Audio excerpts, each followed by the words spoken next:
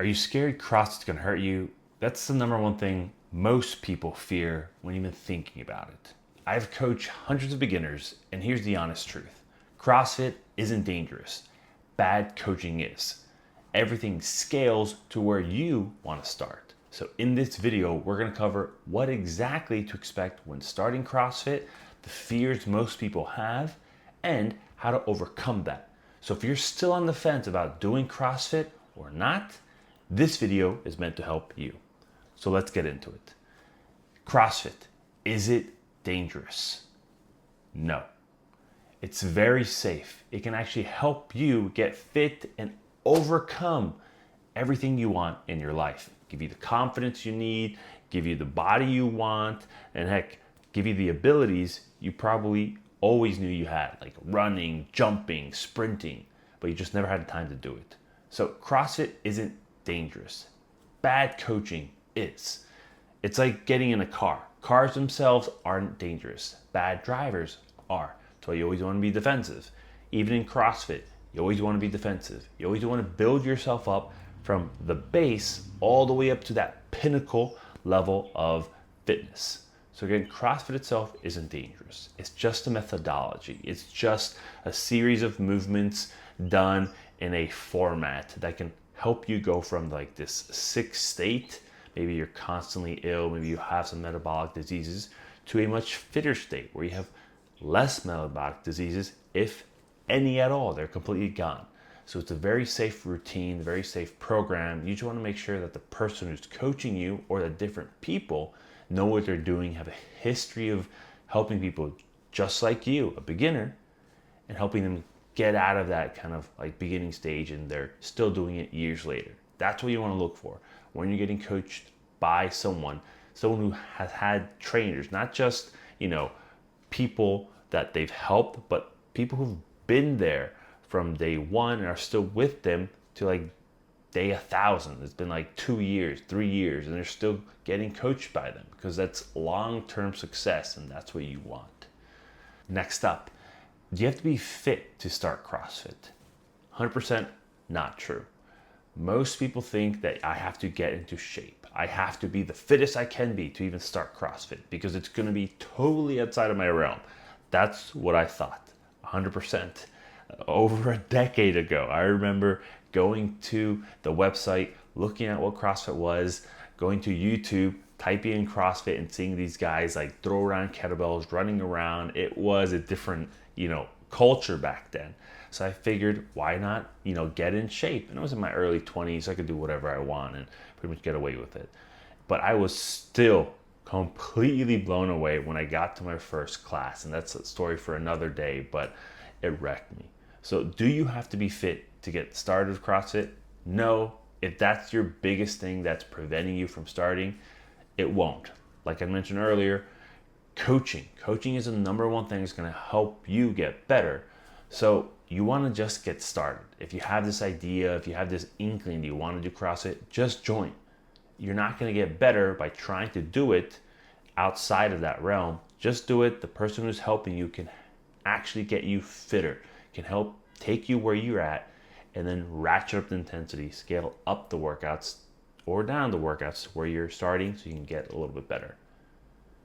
Scaling. Let's talk about that next. What does that mean? I've thrown that term around before, but you may not know what scaling is. Now you could think about like scaling a cliff wall, but that's not what we're doing here. Scaling is bringing down movements, bringing down the workouts to where your current fitness ability is. And it's a common term you hear in CrossFit. It's like, we're going to scale this workout. We're going to scale the back squats to an air squat, or muscle ups to ring dips, to just bar dips or push-ups.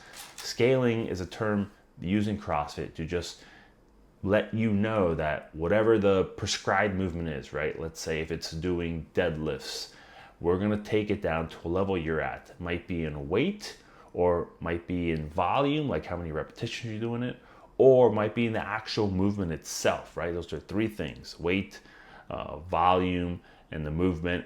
We can also say intensity, right? Like how heavy or how hard are you going doing something. So those things we want to scale to meet you where you're at. Because if you're starting, Day one, you have zero ability before this, right? Maybe you've done the Zumba class before. Then we want to scale workouts to your level to fit that criteria, so you aren't just blown out of the water like I was on day one. Scaling helps bring the workout to where you are at a comfortable yet challenging pace, and if done correctly, can give you the same stimulus. By that, like if the workout's meant to make you feel exhausted, you can still feel exhausted by having this workout kind of tailored fit just for you. And that's the beauty about CrossFit. You can tailor any workout to fit you where your current fitness level is, so that eventually maybe start scaling less, and then you're doing the prescribed workout. And then who knows, you might ratchet it up and start doing hot and heavier workouts. How many days a week should you train? That's a big one. Most people that you're seeing like in CrossFit videos, the heavy level elite games level athletes, they're training every single day, probably multiple times a day, because they're at a completely different level than you and I. They're the top 1% of the 1%. They're getting paid to do this, or they're looking to get paid, so they're training like crazy. Do not compare yourself to them or any other fitness social media influencer, because they're at a different level. Honestly, how many days a week should you train? It might be 2 to 3, and you don't need to do more than that. I train maybe 3 times a week. If I can, I squeak out 4, but I got a busy life. Got 2 kids, got another one coming up, got a wife, got a full-time job, and so all that things are factored into my life and affect my ability to do it, my recovery, and all that stuff. If you're starting from zero, looking to get into CrossFit, don't do 5 days a week. Don't do 4. Maybe try 3. Start with 2. See how your body adapts to it, because you might be sore. You might be a little tired. You might be a little cranky that you start this new thing and you don't know what to do. And here I am, just going every single day. Don't do that. Any good coach is going to tell you to come in at least twice a week. Eventually, maybe over the next couple of weeks, you might do 3. And that's at most what you're going to do for the next several weeks, maybe for the next year. Because 3 times a week is enough of a stimulus to take you from, again, starting at 0, which is your baseline, to maybe getting up to 50 and then 80% until you get to 100, which is like the ultimate version of you. And that ultimate version of you might be doing like 3 to 5 times a week, but that version might be a year, 2 years out. So do yourself a favor. You only need to go a minimum of 2, again, to maybe 3 times a week at most for the next several months. Especially if you're just starting out, 2 times a week should be fine. What happens are your next 30 days? A lot, trust me. If you're doing CrossFit and you're going 2-3 times a week, 30 days is going to be almost 12 weeks out. And your body is going to change dramatically. You might lose some weight, you might gain some muscle, you'll see a little definition where you haven't seen before. Your aerobic capacity is going to go up, your strength is going to go up, all these things, strength indicators, your capacity indicator, right? It's just going to go through the roof. And you're going to feel fantastic about it. You're going to start to develop this confidence in yourself of being able to like pick up all the groceries from your car and walk to your house. That's what fitness is honestly for. Getting all your groceries and going to your house. Your first 30 days, and we're quantifying days as training days, not like a calendar month, so I should specify that, but your first 30 days of CrossFit, you're going to go practically from not knowing how to do a lot of these movements. Let's say you've seen a push-up, you've seen squats, you've seen pull-ups, and you may have attempted it in the past, but you haven't done them, but you're going to start to develop strength in them. You may not be able to do a pull-up yet. That is very challenging. Depending on where your weight is, it might be a couple years off. But you're going to get better at doing push-ups. You're going to get better at doing squats. You might have even graduated to doing barbell squats. That's putting a bar in your back and loading it up with weight on either side. You see yourself going up in that. Press, taking a barbell from your shoulders all the way up. You might be able to do that. You're going to start to learn body awareness.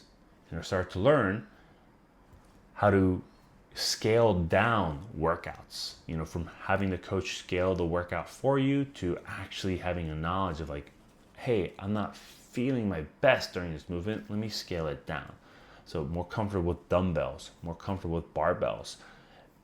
Any good coach will have done personal training with you, and you'll still be doing personal training during your 30 days and hopefully for the rest of your fitness career, but you're also going to be doing the regular group classes at CrossFit, because at the end of the day, CrossFit is a community, right? Go to any local box, any local gym, and you're going to be around other people. You don't always want to be by yourself or you and like a couple other people just with one coach. You want to be able to join that Saturday mixer, right? And have at it and go, have fun, or go to a fun open event and join everyone else. But to do that, you have to know the movements, the ability to scale. That's a couple other things. And during your first 30 days, you're going to gain that confidence in, again, body awareness, dumbbells, and barbells. Again, as you proceed and progress, you're also going to learn more gymnastic movements like muscle-ups, like pull-ups, pistols, what kipping is, what butterfly pull-ups are. You're going to know it and you may not be able to do it. And then aerobic capacity, right? We got treadmills, we got the bikes, we got the ski ergs, the row ergs, the everything else. Those terms would be more familiar with you. So your first 30 days, you should expect learning a whole bunch of movements, but also understanding your body, weight, scaling.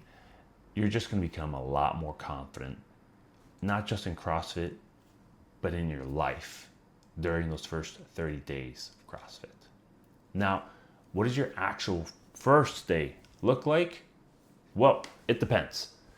Since CrossFit isn't a franchise model, it is completely individualized to the person who owns the gym, right? Since they license out the name, your first day could be anything. You could start right with any group class and you could be going hot and heavy.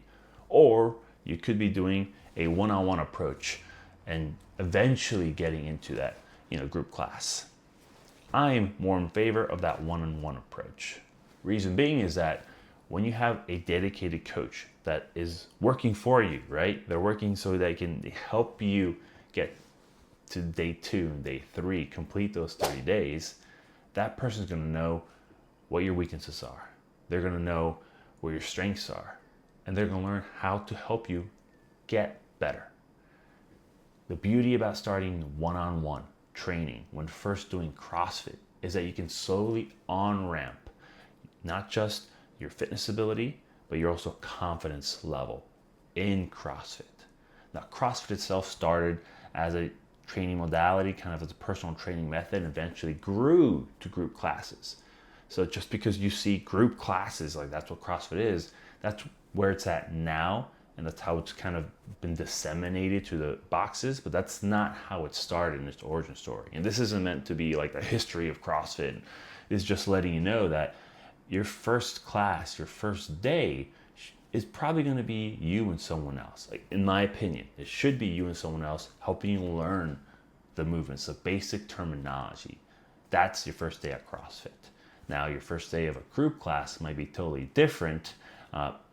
Like you might have 10 more people around you who are also doing, the workout, but at different levels.